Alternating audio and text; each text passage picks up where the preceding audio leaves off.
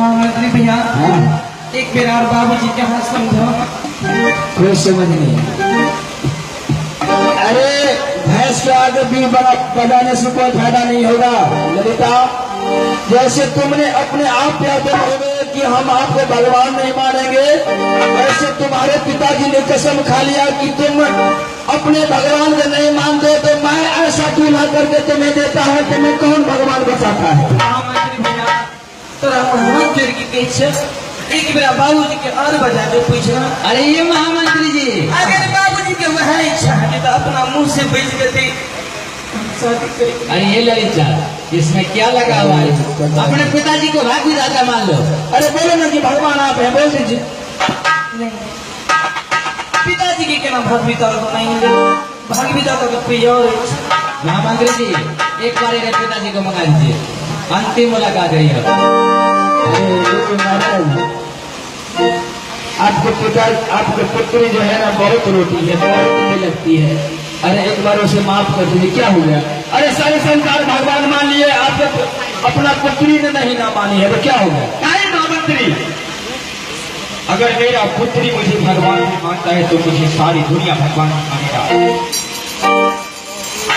मेरा ये वचन है, अगर ललिता मुझे भगवान मान लेगा तो मैं उसको माफ कर दूंगा, अगर नहीं तो इससे शादी करने के लिए जल्द से जल्द बोलो। ललिता जी मैं इससे बात नहीं करूंगा, चलता हूँ। अब आप बताइए कि हम इसको कैसे समझें। ललिता जी आपसे बात करना भी नहीं चाहते हैं, आप शादी के लिए यहाँ कर दीजिए। ये महामंत्री जी एक बात समझते हैं क्या? एक तो आपका राजा है, निपुत्र है ना। हाँ राधे श्याम जी रामायण में लिखे हुए हैं। क्या? ये बहुत कठोर है आपका राजा ना। रामायण में राधे श्याम जी लिखे हैं, जिस घर में जलता दीप नहीं, जिस घर में जलता दीप नहीं, वो घर भूतों का टीला है। क्या करेंगे मेरे दोस्त?